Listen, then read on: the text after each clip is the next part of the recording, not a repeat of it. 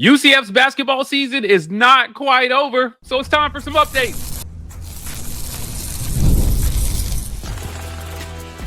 You are Locked On UCF, your daily podcast on the UCF Knights, part of the Locked On Podcast Network, your team every day. Welcome on into Locked On UCF, your daily UCF podcast. I'm your host, Mike G, and thank you so much for making Locked On UCF your first listen of every day. Joining me as he does most days of the week is my good friend, Andrew Gluco from The Last Word on Sports, expert on all things UCF.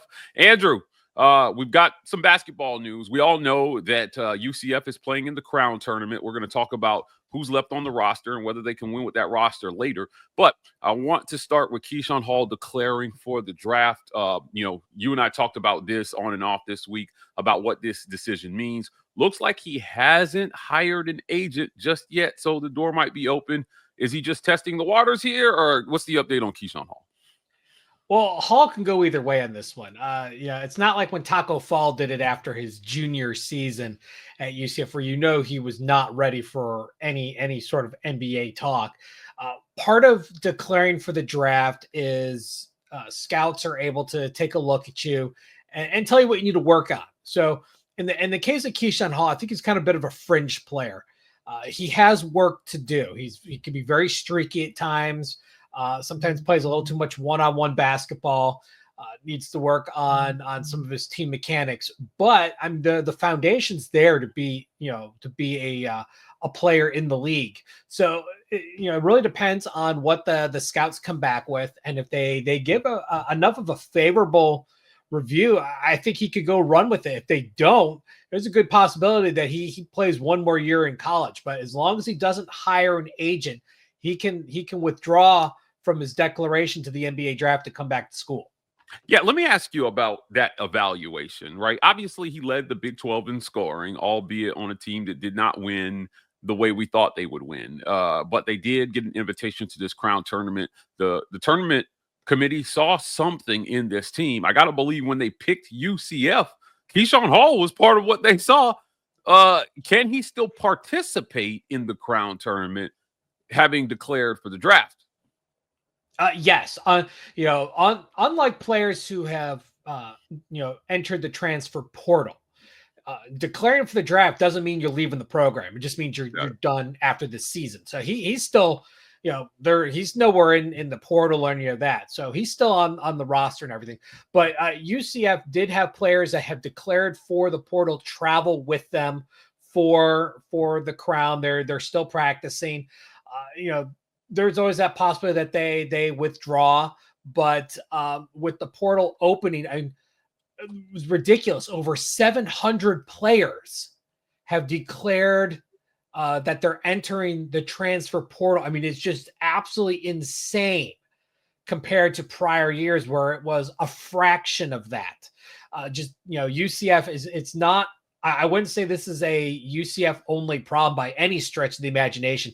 There is something massively systemic going on. And I think a lot of it has to do with the change in what's going on in the NIL world.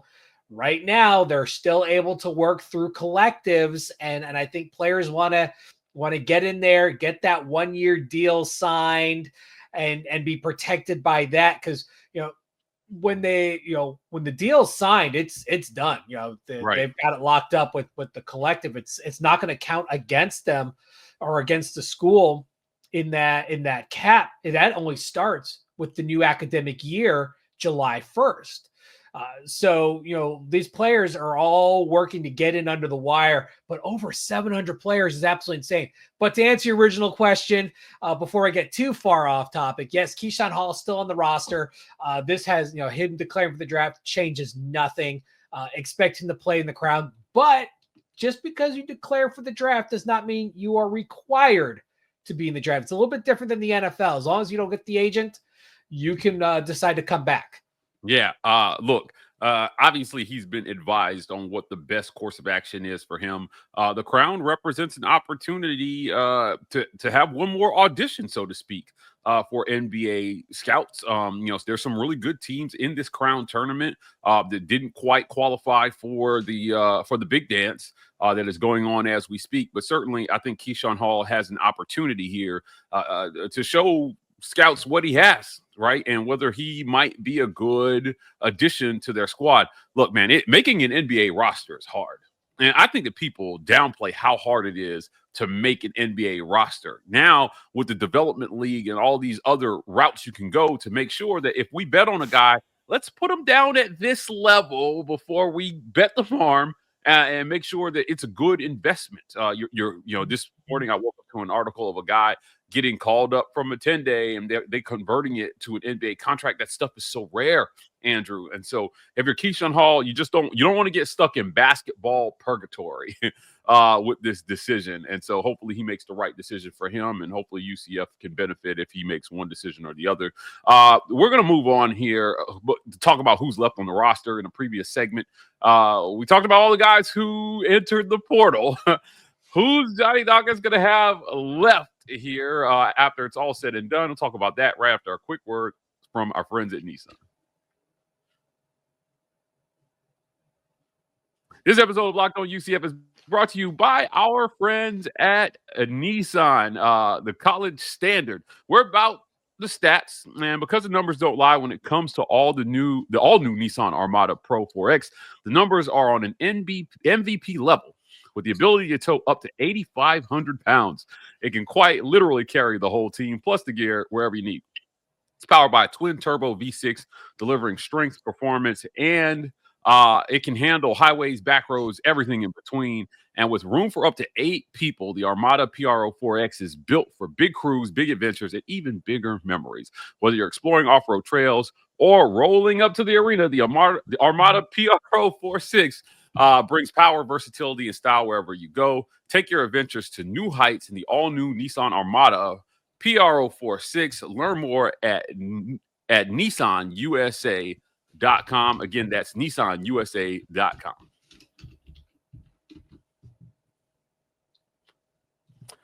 Who's left on the roster? We talked about it. Nibs has declared, right, for the portal. And Mikey Williams has entered the portal. Was it Jokis that we said that got into the portal as well too? Yeah, I think Jokis, Tyler Hendricks, Jalen Sellers. That one's the one that hurts. Cameron Simpson, and not surprisingly, J.J. Taylor. When Mikey Williams announced he was going to the portal, you knew J.J. Taylor was following. They both went to the same high school. They're kind of a package deal. So he also. But nothing since. Obviously, we're so early in the process. None of these players have found new schools, and UCF has not brought anyone in yet. So, I mean, we're very much in the infancy of the transfer window and process. But they want to get their names in there now while the window's open. But expect players to play at the Crown, and they're going to use that as a way to springboard their own value as they go through the portal process. Fair enough. Again, who's left on the roster? We talked about Keyshawn Hall still being available to Johnny Dawkins. Looks like Jordan Ivy Curry will be available to him. J.J. Taylor, Debo Coleman, Dior Johnson, Mustafa Cham should be available here as well too. So is this a roster that he can win with? I see Betty Williams probably is going to be available to him as well too. Is there enough left for him to go to the Crown and make a splash?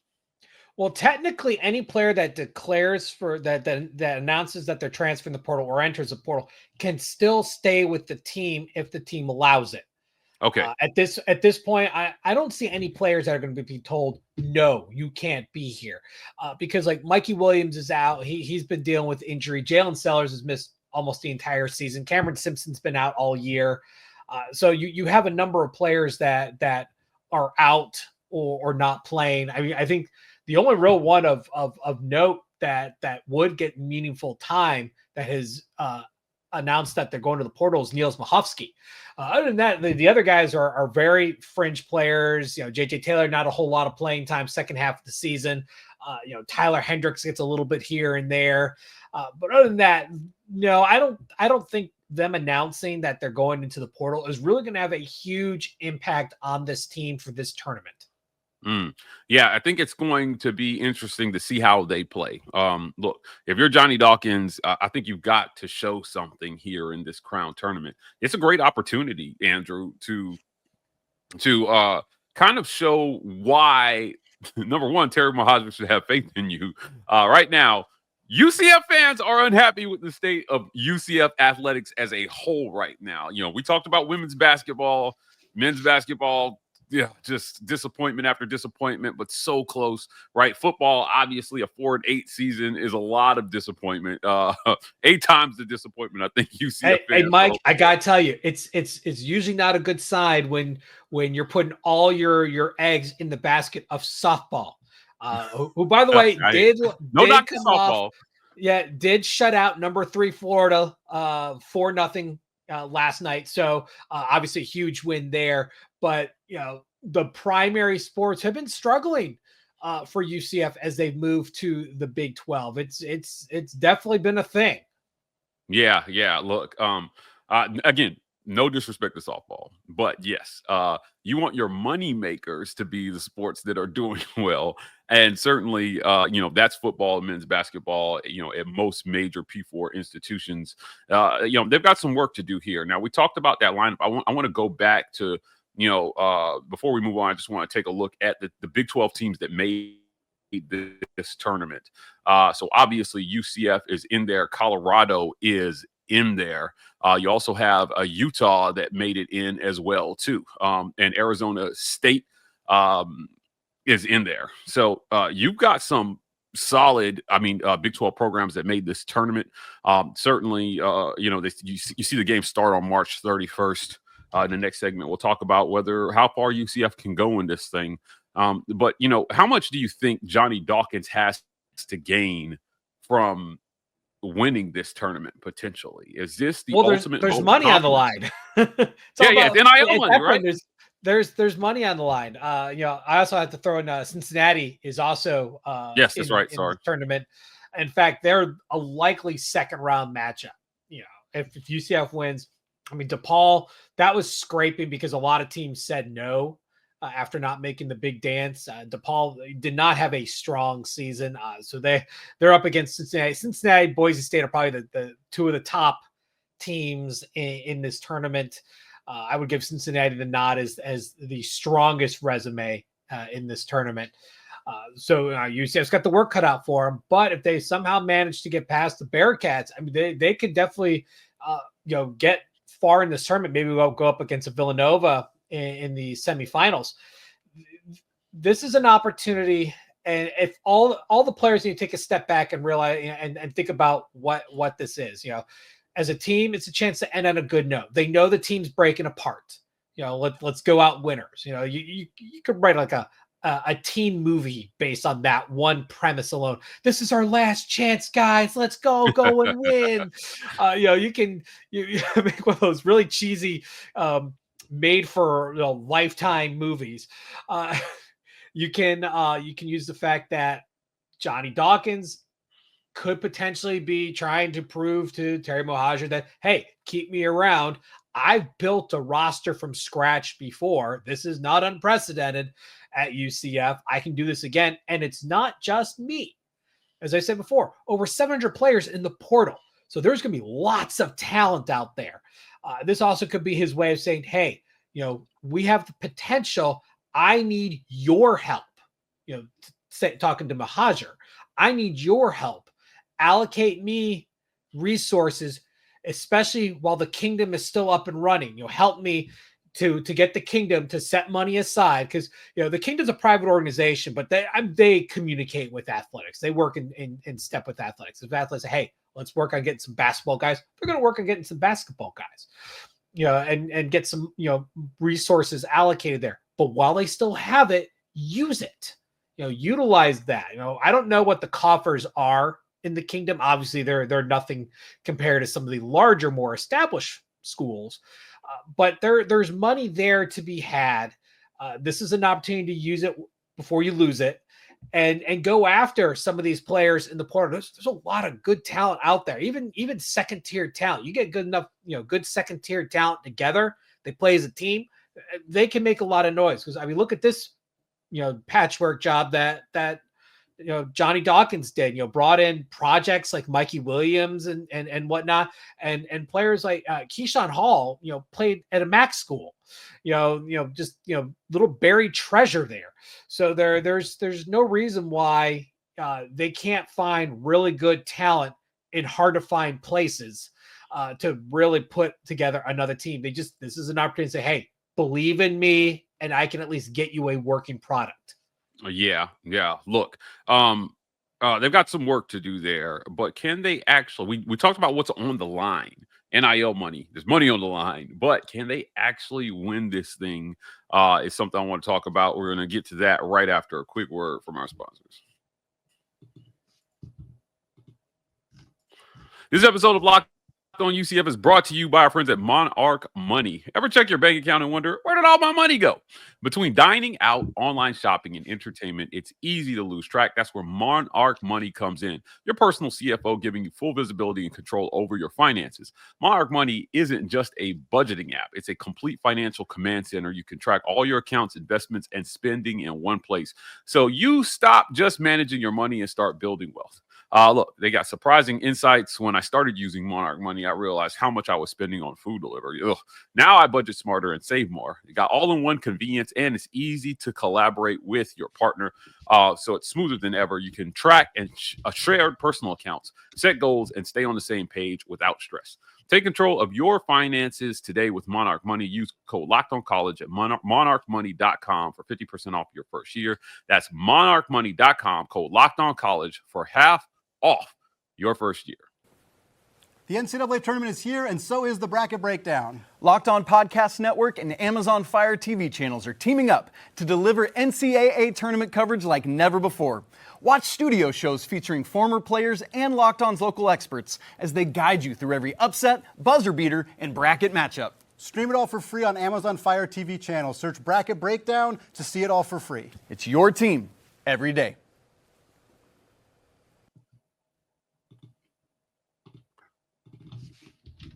Can they win? Let's go back to the brackets. You start off here with Oregon State. And if you win, you get Cincinnati or you get the DePaul. And if you get through that, you're going to get one of the four teams down here in the bottom right: Colorado, Villanova, Tulane, or Southern Cal. What do you see here? First and foremost, let's start at the beginning. Do they make it through to the second round? They beat Oregon State. Well, I mean, Oregon State's net numbers are not overly impressive. Yeah, they have a net of 85, but they're literally 1-7 against quad one teams. So, I mean, we're not talking a strong resume. In fact, they have 2 losses against quad 4 teams. It was not a strong resume. There are a lot of inconsistencies. Now, they had some close losses against quad 1 teams, but they also got run off the court a few times. They got run off the court, against, St. Mary's at home. It's one thing if you're playing an away game. They got destroyed by Gonzaga away, but they also beat Gonzaga at home. But losing badly, in your home court is always rough. But the fact that they have multiple quad 4 losses, including the last game, which was the tournament game against Pepperdine, who has an ed of 227. I mean, talking not a good. Not a good program, just shows that, much like UCF, wildly inconsistent. Now, UCF's problem is they play up or down to the competition. Yes. So they're going to have to keep their foot on the throat here. They need to start off, with some good positive momentum, or else it could be a real long day for them. But yes, UCF can win this game against Oregon State and move on the second round. Now, most likely the second round matchup would be against Cincinnati. They played DePaul in the first round. DePaul had a net of 119, not a great team, 0-11 in quad 1 games, 3-5 in quad 2. Just not a strong resume. They were one of those cases of, well, we got to find someone. They have a record of 14-19. They're not good. It's just flat out not good. One thing I do want to point out is UCF did play Cincinnati once. Cincinnati has a net of 50, and UCF lost against it. That's one of Cincinnati's 3 quad 1 wins. Cincinnati went 3-12 in quad 1 play, but at a net of 50, the record of 18-15. They have a good challenge now. If UCF somehow beats Oregon State and most likely Cincinnati, I think the most likely team they'll play against is Villanova. Villanova has actually beat Cincinnati earlier in the year. That was a quad 2 win, because they played at home and the way they do the skewed, I think it's like 1 through 30 is when you play at home is a quad 1, but 1 through like 70 or 75 on the road is a quad 1. So they have a skewed thing. So Villanova 55 in the net, did beat Cincinnati, 19-14 on the year in the Big East, always a tough conference. They went 2-7 in quad 1 games, not as many as the other schools that I've mentioned. We talk about UCF's numbers. They were 3-11 in quad 1, and all their quad 1 wins were earlier in the year. Texas A&M, Texas Tech, and believe it or not, Arizona State creeped up and became a quad 1 win because they ended up 74th. There you go. Remember the way it finishes up, it moves. That quad 1 record changes over time. So the win they have over Utah was not a quad 1. It's a quad 2. The win at home against Kansas State, quad 2. And the neutral win against Utah, quad 2. But that Arizona State game, was because they creeped up to 74. They needed to get even 75. That's a quad 1 win. So UCF 3-11 quad 1. They're at 71st in the net. In case anyone wanted to know the updated number for them, I see UCF struggling in the second round, against Cincinnati, but being in a neutral territory. The Knights can rise up to the occasion. Look what they did with Kansas. They took them to the wire. They just ran out of gas, and losing Darius Johnson to foul trouble. When he fouled out, that's what killed the team. They didn't have another guy who could be that on-court general. So, learn from it. Be smarter about how you play your defense. Obviously you keep doing you, but just be smart. Obviously it's hard when you're doing it on the fly, but you got to make that decision of do I go in for the steal? Do I back off? How do I adjust with a pick and roll? Make those varying decisions. But Darius Johnson has to stay on the court. We've seen proof that UCF just doesn't operate all that well without him. Yeah. Look, I think if you're going to give me Darius Johnson, Keyshawn Hall, and Jordan Ivy Curry, they can win. I think you throw in Debo Samuel. I said Debo Samuel. Debo Coleman. Debo Coleman. Sorry. Only one Debo I know played for the 49ers. But look, if you're giving me those guys, I think they have a chance to win. We talked about UCF's problems. They're not the only team in this tournament with problems. And certainly, we'll talk about that as those matchups come close, how UCF matches up, who's left on those rosters, at a later date. But I think they can win it. I think Johnny Dawkins needs this. And I think he'll get fairly far in this tournament. Whether they win it, sometimes with this team, we've learned Murphy's Law is in effect when it comes to anything past the starting 5 that they put on the court. So we'll see where they land up. Andrew Gluco from The Last Word on Sports, man, before we get out of here, tell people where they can find you. You can catch me on Twitter /X or Blue Sky at StatBoyDrew. And you catch my writing on The Last Word on college football, a part of The Last Word on Sports Family. Thank you so much for making Locked On UCF your first listen of every day. For your next listening, check out our friends at Locked On Big 12. They're talking about everything Big 12, including the UCF Knights. You can find Locked On Big 12 on YouTube or wherever you listen to your podcast. And you can find us here tomorrow on Locked On UCF.